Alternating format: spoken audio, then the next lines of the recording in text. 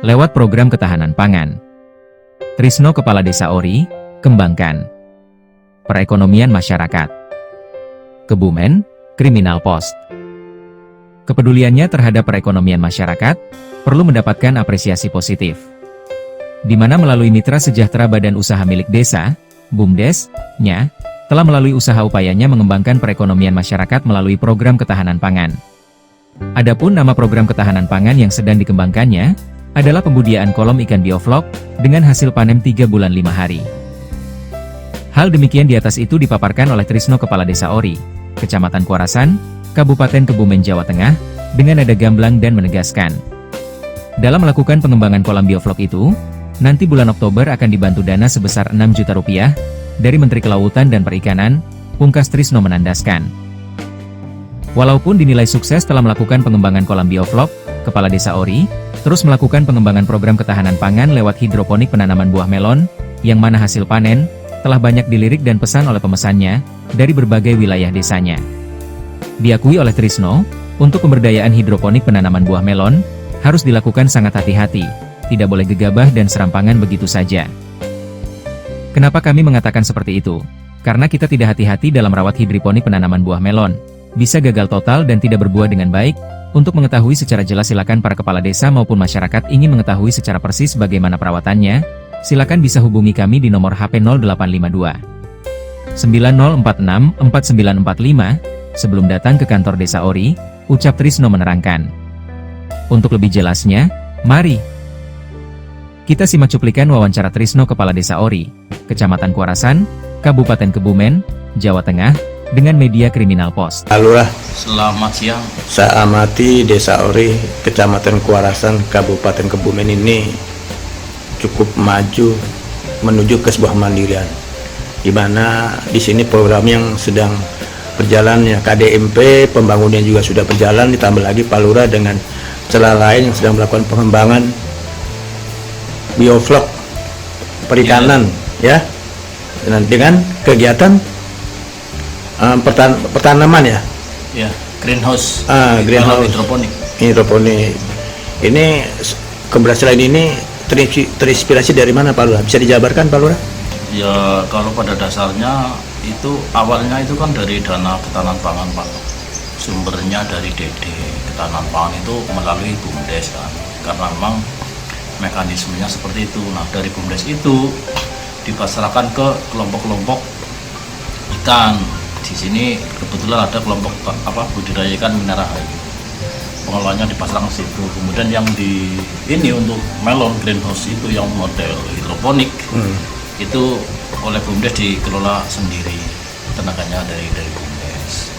Nah, dari semua anggaran itu kegiatannya itu sebesar 164 juta, yang 71 juta untuk kegiatan melon hidroponik, yang 93 juta itu untuk kegiatan budidaya ikan bioflok jenis nila.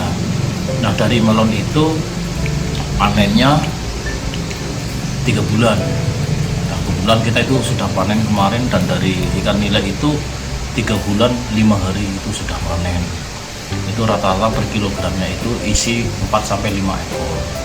Padahal kalau kita miara ikan yang biasa kita piara di kolam itu biasanya minimal itu 7 bulan baru bisa dipanen, bisa mencapai 4 ekor. Nah, ini 3 bulan 5 hari sudah mencapai 4-5 ekor. Sedangkan pakannya kalau sistem bioflok itu juga lebih irit, Kalau yang manual itu misalkan 1 kilo untuk 1 hari, ini cukup 3 on untuk 1 hari. Jadi memang efisiennya luar biasa baik dari segi pakan maupun waktu. Sehingga alhamdulillah kemarin pas tanggal 21 kita panen perdana itu hasilnya cukup memuaskan.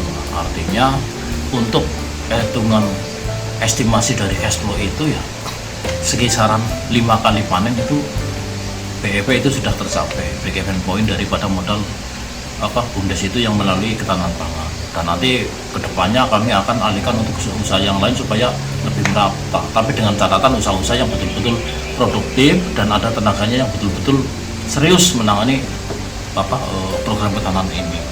Karena kami ingin di Desa Ori nantinya menjadi desa agrowisata atau desa berbasis kawasan. Jadi sehingga nantinya orang ke Desa Ori itu sudah punya ikon Desa Ori apa sih gitu, seperti itu. Jadi saya kira itu Pak yang kami bisa sampaikan. Sangat luar biasa sekali terobosannya Pak Lurah. Nah kemudian dari hasil budidaya ini seperti ikan, seperti melon ini, apakah Pak Lurah juga sudah mempunyai sirkulasi tersendiri untuk menampung barang tersebut Pak Lurah? Kalau selama ini panennya baru di pasaran lokal Pak. Kita pun kemarin sempat ditanyain sama penampung-penampung buah itu, kami belum sanggup karena produk kami saat 3 bulan itu baru di greenhouse-nya itu, karena baru punya satu itu baru 660 pohon. Dan kemarin kami coba 1 pohon itu 1 buah. Dan alhamdulillah kemarin kami pasarkan seminggu selesai. Udah berebut dan insya Allah barangnya kurang malah daripada daripada kita bingung merekanya, ternyata di pasar itu masih kurang. Padahal kita membuat promo-promo market itu sangat minim sekali karena khawatir nanti kita terlalu ramai di promonya, nggak taunya barang kurang gitu, seperti itu. Karena yang namanya melon ini kan melon jenis golden aroma, itu rasa, tekstur dan baunya itu khas. Nah rata-rata itu orang yang sudah beli, warga sekitar itu sampai ada yang 4 kali beli karena ketumaran nyandu ketagihan makan hasil melon produk BUMDes Ori itu, seperti itu. Kemudian dalam budidaya ikan dan melon ini apakah juga melibatkan generasi muda Pak Lurah? Oh iya, jadi kami memang di situ targetnya untuk generasi muda karena kami melihat potensi tenaga kerja di Indonesia kan cukup sulit lapangan kerjanya. Sehingga kami di sini dengan program ketahanan pangan ini kami mencoba membuat ide bagaimana pemuda itu punya rasa positif yang tinggi, punya rasa aman yang tinggi. Dengan metode seperti itu nanti insya Allah sudah banyak yang tertarik sehingga nanti bisa meniru dan nanti kami sebagai narasumbernya atau sebagai tenaganya kami bisa membantu mengedukasi kepada mereka cara budidaya melon, cara budidaya ikan itu, seperti itu. Dan setiap kelompok itu yang saya libatkan itu juga semuanya sudah bisa menjadi